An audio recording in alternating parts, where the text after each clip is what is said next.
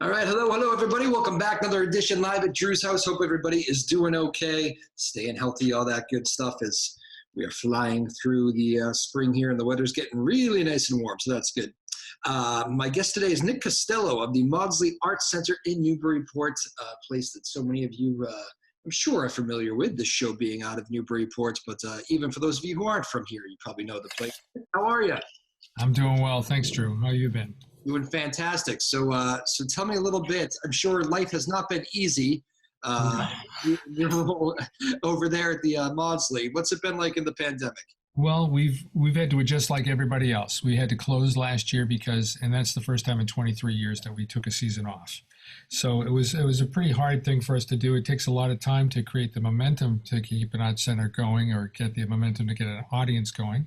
But we have a wonderful audience base and had a lot of people contacting us constantly to see if we're going to get back in. And we're lucky to say that this year we're going to be restarting with 4 great concerts in August.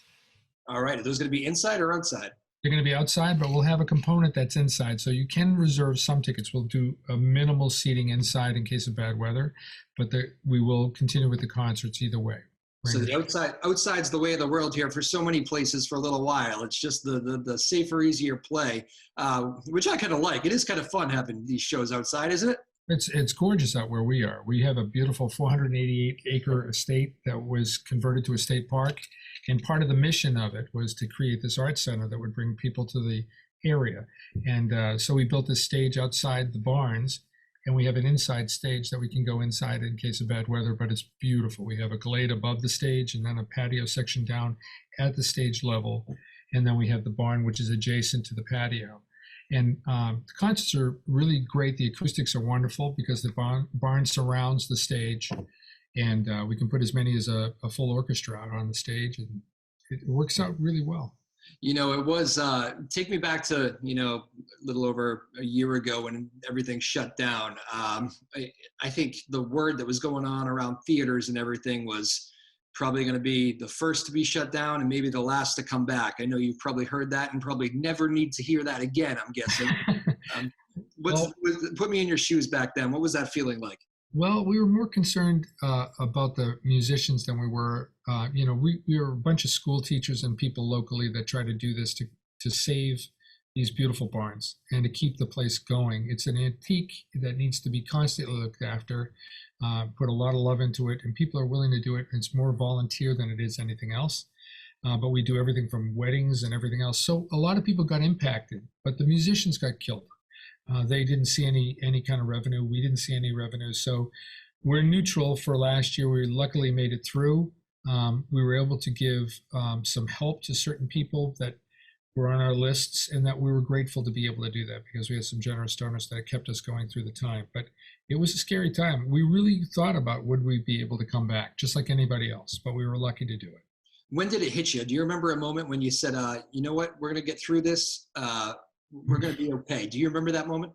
Well, I can remember as a teacher in the middle of the pandemic at the beginning, we thought we were going to be out for a couple of days. Then it turned into a couple of weeks, and then we were gone. Yeah. And, it started to hit me then that things were going to be serious and long term. But when I talked to the musicians, what I really was hearing was that everything was drying up all over the place.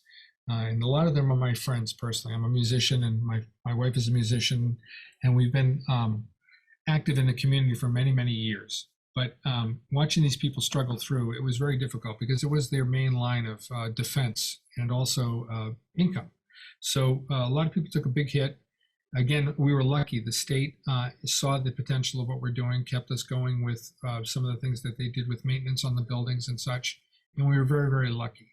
But again, we were terrified. Come mid-July, we thought we might get something back, but we ended up having to tell all of our weddings and all of those special events that they couldn't come in. So we tried to generously do as much as we could to help those people get back to where they were suffering too. I know you've probably heard some of the horror stories of musicians that actually maybe said goodbye to the business because they just couldn't do it. I know I have heard quite a few of those. The ones that have made it through. I've also heard very great stories about how the musicians have said, we'll play for half of what you usually give us, or we'll donate our time for free. It seemed like a real I have a lot of respect for the musicians around here, the local musicians that have done that, even to help out the places that they play, knowing that that will come back around someday. Well, the interesting thing is we were wondering how we were going to get restarted. We exhausted everything to keep this thing going over the past year.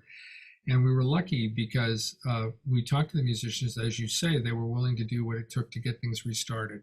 So they not only took a hit last year, but they're taking a little bit of a hit. We're hoping people will be generous with their contributions and we can do more for our musicians as we go forward. But it's crazy because we watched a lot of musicians end their careers. They'd had enough, as a lot of people have. But we're lucky. We have a really good group of musicians. You can see it on the list of musicians coming, that they're really energetic and want to see it resume. And what do you play yourself? I do. I'm a trumpet player, but I teach more than I do play trumpet anymore. I teach high school music, and I've really been doing that for a lot of years. But I'm a conductor, and I do things like that.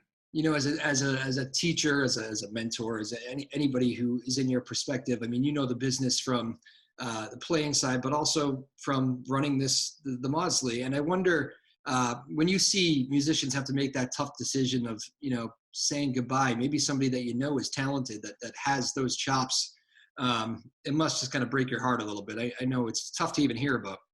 For everyone that makes it, there are hundreds of musicians that don't. And it's always a crisis of conscience at some level. You have to have a great deal of spirit, and you have to have a lot of trust, and you have to have a lot of guts to continue with it. It's not one of those things that comes easy. You have to constantly create a base. I mean, I look at people like Don Campbell, and he really hustles that line, and he's so good at it. He's got no matter what's going on, he always is looking forward to the next thing that's coming. And he, when you have that kind of perspective and you kind of pull those things together, you can survive it. It is a difficult thing. And I don't really know how some people are going to transit from one thing to the other. I know there are a lot of institutions that are closed permanently. And, when I think about it, all the great places you could go to see a jazz concert, a lot of them are gone in the last 10 years. But that was part of attrition. But also the pandemic just pushed a few things further than even that. So it'll be interesting to see what happens as a result of this summer. We're hoping we can kickstart it locally with a few concerts at our place and then go back to a more full schedule next year. Yeah, makes sense. Nick Costello joining us, Maudslay Arts Center in Newburyport. Go check it out for the live outdoor shows. And then when we all get back to business, make sure you get into that place because it is a great spot. I wonder, teaching, let me just digress for 1 second. I am the husband of a teacher. I know that life hasn't been very easy either. Give me a little insight into the life of a teacher in a pandemic. Well, as a band director, I've seen my students on Zoom for years. So doing a band rehearsal is one thing with 100 kids in front of you, but doing it on a Zoom lesson, it was an interesting transition for a lot of teachers. I actually think my kids did very well. We found some great software that we were able to do some joint projects together. We had Soundtrap we worked on with the kids in the high school, and it kept my kids thriving. And I just got back 2 weeks ago with my kids, and we started playing, and they were really still very engaged in the process. And it was so good. I have to tell you, I was moved when I heard my first chord come out of a band. It had been such a long time. I'm actually getting kind of choked up about it, thinking about it. And I love, it's been my life to work with kids. My wife is a musician, my son's a musician, and they're teachers as well. My son is, and my wife is a teacher as well. And, we kind of sort of lived together with this. We were in one Zoom class in one room and another Zoom class in another room, or going back and forth to the school, whatever it was. It was difficult, but, teachers, I'm very proud to be a teacher in that kind of situation because we kept the kids going, and I felt like I was kept going by the kids too. It must have been just such a simple thing, just must have felt unbelievable, just being in person and hearing music and playing together again. You don't realize the lifeblood that music plays in a school. It is, there's so much competition in school, but to play music is to cooperate, to create, and do it together. And that moment where you come together with high school kids or whatever the grade level it is, it's an opportunity that is unlike anything else in the public schools, and we have to nurture it. That's like bringing people to that Maudslay Arts Center and having people be able to sit outside and enjoy a concert and hear live music instead of canned music. live music is tough to come by in an affordable way, and a good set of musicians that are coming like we have. I mean, it gives our community a place to rally and come back and to hear great things again. And that's the way it should be. So we're kind of starting them in this process, but we're hoping we're building not only just musicians, but great listeners as well, so they can come and listen to things that will improve their life. Absolutely. And I'm sure you hope, I know you love being the venue, but I'm sure you hope that more and more venues open themselves up to live music. Absolutely. The more the merrier. I mean, we're not anything if we don't have 12 other places producing music as well. I love a thriving community. I like people being able to go for our place down to the waterfront, down to up to Portsmouth or into Boston. In hearing jazz or whatever it is live, we want to perpetuate the idea that you can follow musicians, you can create, and it will be something that inspires people to be involved. Real quickly on the Zoom thing, because you're teaching these classes, and it's not like, I've heard some examples, and I picture this working a little bit easier of like, maybe you pay for a private lesson, you're learning some guitar chords. I kind of see where that could work a little bit, but you got like a full classroom of kids in one big boxes all over the place. Am I doing this right? Yeah, that's right. You can have as many as 50 kids in this one program we're working on at any time, and you're trying to always dance. But when you're conducting a band, you were looking at 100 kids, and you're trying to perceive what's going on 5 rows back or over here or over there. You're always looking to try to see which kid is engaged, which kid needs a boost, what they're listening to, and you're trying to focus. It's just changing the format. You have to still scan, you still have to listen, and it's not as easy because you can't really have anything playing at the same time. So it's more individual kind of playing, but you're trying to do things in groups to kind of create. It's tough. It is tough. I'm glad I'm over it, but it was a good learning experience. Freddie might be engaged over there, but he might have the mute button on. I mean, come on. Or not show a screen. There are some kids that didn't want to be visual on a screen. So, between that or not being able to hear what a kid is actually doing, you have to trust. And that's why these other programs where they record themselves and they play to you, that's more intimate. We can kind of listen to what the person is doing and feedback good advice wherever we can. What is it as again, we're joined by Nick Costello, the Maudslay Arts Center in Newburyport. I'm always fascinated by the teaching. I hope you don't mind me going a little bit longer. Because you just said something that stuck out to me when you're always trying to find the kid that's engaged. What is that moment like when, I don't know, maybe they don't turn out to be some sort of prodigy, but what is that moment like when you see somebody and you know that you have just made music impact their lives in some way? Well, I key on when a kid has the aha moment. It's not really what I get; it's what I can see that they get. It's a moment when you start to realize that they can hear other people, and when they hear that perfect chord, and they hear the resonance in that perfect chord, and they're part of that perfect chord, whatever it happens to be, whether it's actually a piece of music or whatever else. But that moment when they start to realize that they have done something with somebody else. That's the aha moment for me too. I live for those moments. That's why I do what I do. And I know that's what people do in a regular classroom. You want it when your kids are gathering steam and they understand it, they own it, and they can communicate it. Then as a teacher, that's really the special moment. And pre-pandemic, there were so many community, let's face it. I mean, I know some of the inside games of this, just like I said, married to a teacher, but I mean, funding is always a tricky thing in every different community. And so many times I hear that, maybe they'll cut some of the music or maybe they'll cut whatever. I cringe at every time I hear that about the cutting the music. How important of a role have you seen it play within the schools in your career? Well, I only know one thing. When I was a kid, the music program saved my life. It wasn't, school was tough for me. I had some issues with my learning. School for me, I had to rally around, and I had one teacher, Mr. Lawler, who grabbed me and sat me down in a chair and taught me trumpet. And he taught me to love the trumpet. And, because of that, I went off to UNH for summer youth music school. I had created an identity for myself, and I had a place. And because I was working with others, I had people who were freshmen and seniors sitting next to me in that situation. So they didn't know how I was as a student. They only knew me as a person and creating music. And that made that really an exciting opportunity. But I have kids that are really fabulous students and students who struggle. But the common denominator is they're creating together. And that's what makes it so special. And it makes you learn so many lessons for other parts of life. Mm-hmm. Yeah, you know, looking at Maudslay, for instance, that's all volunteer. You always look for what is the gift of the person who's working with you. And if you can exaggerate the gift, that's what makes the momentum of a volunteer group work. So you don't just try to do what I want to do, you do what we can do. So, you know, we figure out maybe one year we have a really good builder on the site, so we take care of some of those problems. Or another year we have a great teacher coming in, so we might want to emphasize a program that we want to get out there. It's trying to collectively do something. Makes complete sense. As far as Maudslay goes, I know all these volunteers that you, I know you guys probably don't like talking about yourself because you're trying to bring this place back, but I know there must be a grind going on behind the scenes through this pandemic, and I'm sure you want to shout out to your team a little bit. What's it been like for the rest of your team? Well, you know, again, year to year, I have to say my mom, who has been on the project since the very beginning, Cynthia, has always been the person who has coordinated the volunteers. And man, I've never wanted for volunteers because my mom has been so good at trying to work that. And you know, once you get them there, they don't generally want to go away because they realize what we're trying to do. We've been lucky, but like anything else, you have to constantly recreate the momentum. And you know, I'm lucky. My mom and dad have been perfect partners in this project for years.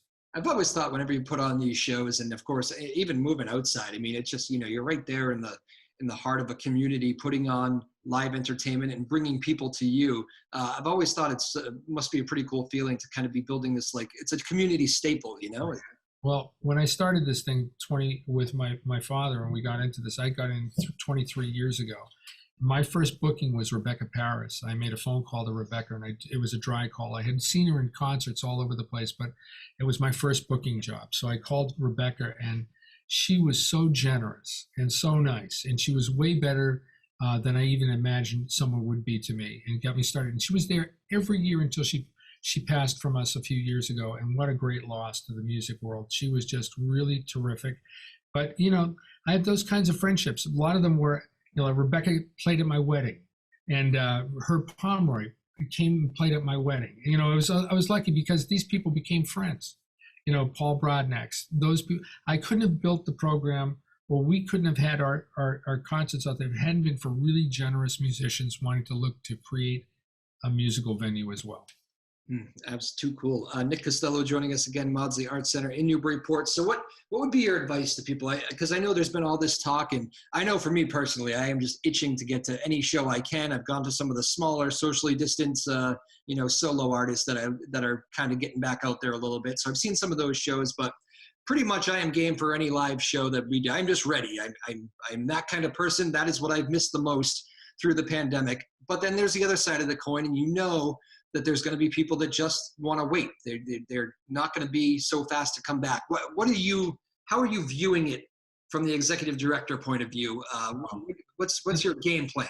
Well, my plan is to try to get 4 concerts out there this summer. We were going to try to do it in August because that's when we knew the state was opening up. Okay. So we took our cue from the state. That August 1st deadline, that's kind of what you're working. That's sort of, yeah, but we gave ourselves a buffer of a week. So we're out for the last 4 weekends in that month. And, you know, we have really good entertainment coming there. So I'm really confident that, you know, as we do with everything, you know, we're good with knowing that I feel very confident that the people who would come out there, they'd find something good every weekend.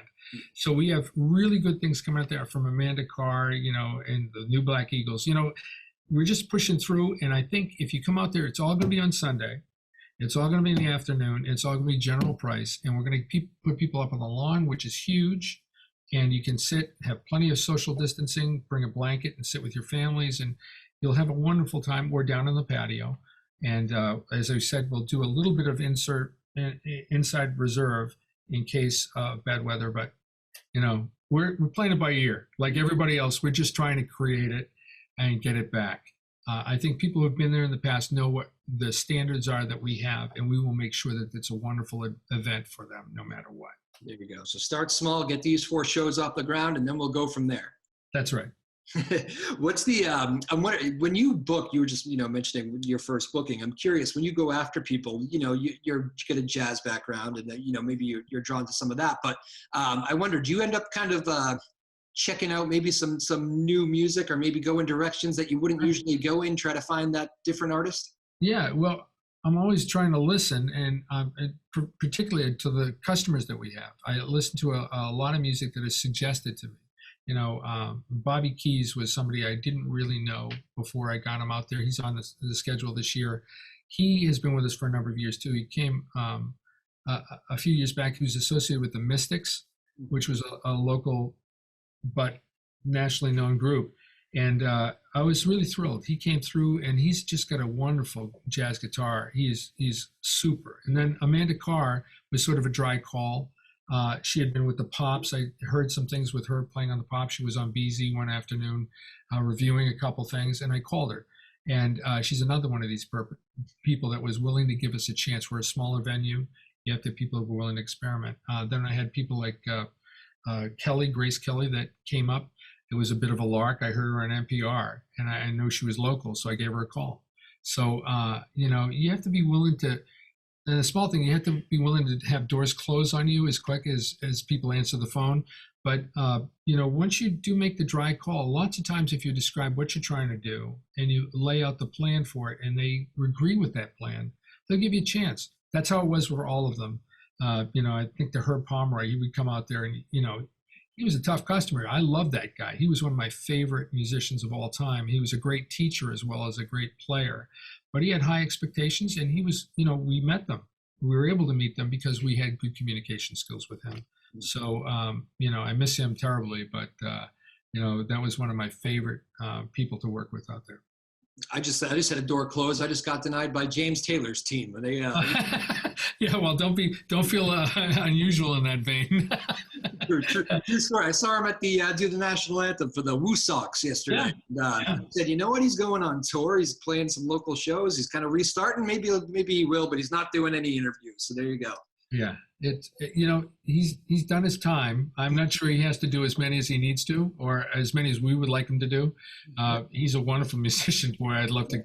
If he ever came up to our place, we'd be thrilled. But hey, it never hurts to keep trying. I know I'm not. No, absolutely not. You had mentioned the Pops connection there a second ago. I remember when during the real heart of this pandemic, I had a few members of the New England Musicians Relief Fund on. Mm-hmm. And they were just, trying to raise money. And the problem they were really finding was that it's a lot of musicians kind of lending money to musicians. Like they really needed other help.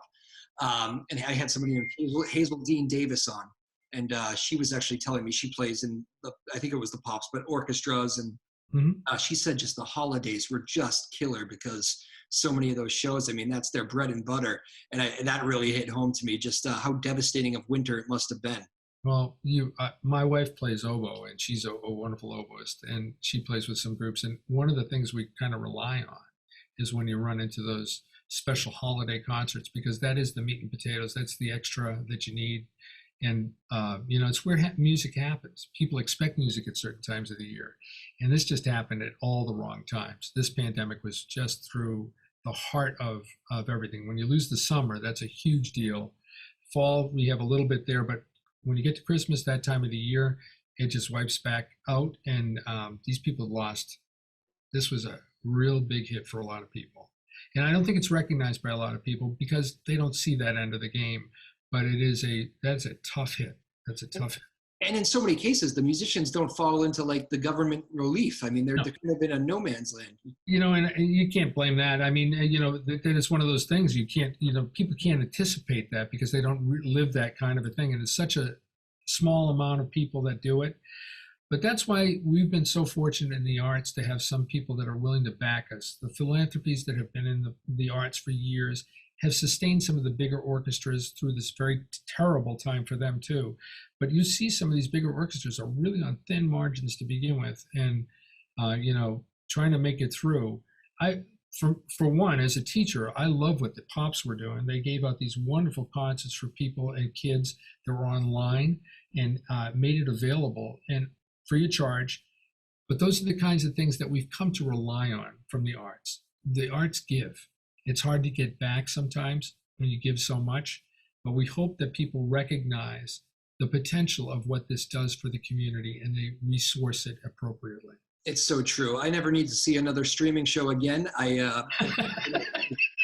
But it was great to have during the pandemic, though. And Yeah. I will say that when those kind of moments got dark and there was nothing to do, and I ran to all my favorite musicians and saw who was streaming and did that night after night. And it was a good thing through the pandemic. So I think it's interesting to me, isn't it? Everybody runs to the arts in all those times of need. Yeah. Well, the first thing I heard when I saw people suffering was people standing on their balconies singing to each other. There's no greater gift than people sharing something of themselves like music or art. I mean, it moves you. And people, we run to the arts for every single thing that is important to us. There's one event that you have in your life where you're not going to surround yourself with some element of music or art that is significant to you, from birth to death. So, for us to ignore that component, that's what you were talking about. What part does it play in our education? It should play a central part in our education because it's the thing that we all grow through. So, you don't have to be a great musician to appreciate the role music plays in your life or that art plays in your life. Well said. One more question here in the final moments, and then I'm going to do a quick rapid fire with you. But I do wonder, there's a lot of great places in Newburyport and the surrounding areas. I've had John Moynihan from the Firehouse on here. I'm thinking about all the venues. You mentioned a couple, even like up in Portsmouth, great venues all over the place. I wonder, do you guys bounce anything off each other? Just how you doing? What's you getting any help here? Can we help you with anything? Or is it kind of every place for themselves? Well, I hate to say this right at this moment because most people have been checked out of this. They're trying to get back to it now. So there's not been a lot of talk, except with musicians directly. Yeah. They've been searching out to keep the conversation going. I think most of the time right now, I think that'll happen more now that we're starting to formulate programs together. We're seeing waterfront concerts starting to come up there. We're seeing some up at the Portsmouth again. And we're hearing regionally that there are things going on. That will perpetuate itself. We rely on things like the local arts councils and the chambers of commerce to try to help us coordinate those kinds of activities together. All right, good stuff. We usually end the show here with a minute of rapid fire. First thing that comes to your mind, you got to answer with. You cool? Okay, well, yeah. Good luck. All right, go ahead. Nick Costello, you're up. Favorite musician? Oh, well, locally, it had to be Rebecca. I mean, if I'm talking about the people I know, Rebecca Paris, she was one of my favorite people to know. And go big time. Maybe when you were younger, that person that made you want to get into music. Well, the people that everybody from Harry James as a trumpet player. Harry James was really important to me. My son loves Harry James now. So I guess he was one of my favorite ones. Sure. And, Satchmo and other people like that. That was first album you ever owned. It was a Beatles album. I'm trying to think if it was the White Album. It was one of the early ones for me. That's my first concert. My first concert was it was Ella Fitzgerald and Oscar Peterson on the Concerts on the Common in Boston. Wow, how about that? Great take. It was pretty hot. Best concert. What's the worst? I'm sorry? Best concert. The best concert? The New York Voices playing at Scullers about 10 years ago. Scullers, what a club that was, right in Brighton there, huh? Or Alston, I guess Brighton. Yeah. I don't know. That group was really something. I heard them and they were unbelievable at that concert. I work for WBZ Radio. That used to be our hotel for snowstorms. We used to love it because we got to stay at the hotel and go check out the music. It was perfect. That's a pretty sweet dig. Yeah. Yeah, we're not there anymore, unfortunately. But I'm happy where I am. But that was a great club. Favorite venue that is not your own? Well, that would be tough. As a classical musician, my classical chops, I love Symphony Hall. I actually love Symphony Hall. I love to hear music in Symphony Hall live. I remember taking my son there to see John Williams a few years back with my family, and we sat on the floor, and that was unbelievable. It was special. But I've been there, so many times. I love that place, though. I really do. What's the thing you truly learned about yourself in the pandemic? Like, I'm learning something new, it seems, every day in a pandemic. But was that a tough one? What do you think? Well, it's how much I miss my students, how much I love my students, how much I love my family, and I miss them. So Yeah, there's going to be a level of not taking anything for granted after this. no, At least I hope. Yeah. Yeah. My very last question for you. We got a lot of kids that watch this show. We get a lot of the high schoolers on too. Hopefully more when we get back in studio. They're always good about coming over after athletic events and all that, but someday. But what is the best career advice you ever received? You have to love what you want to do. And you have to be willing to do whatever it takes to fulfill the love of that, or the perpetuation of that dream. You have to go after it. I mean, I've done so many different things in my life, but the consistency is that we try to do something that leads us in a direction that is beneficial to others. I always have been in service of something greater, I hope. I love teaching, and I love being involved in the arts and the community. Great stuff. Nick Costello, thank you for the teaching. Thank you for all the great work you do at the Maudslay Arts Center in Newburyport. And I wish you all the best of luck as you start to get this thing off the ground and up and running again here in August. I'm excited for you, and best of luck with it all. Thanks so much. I really appreciate it. It's nice to talk with you. Enjoyed it very much. Thank you, Nick. See you later.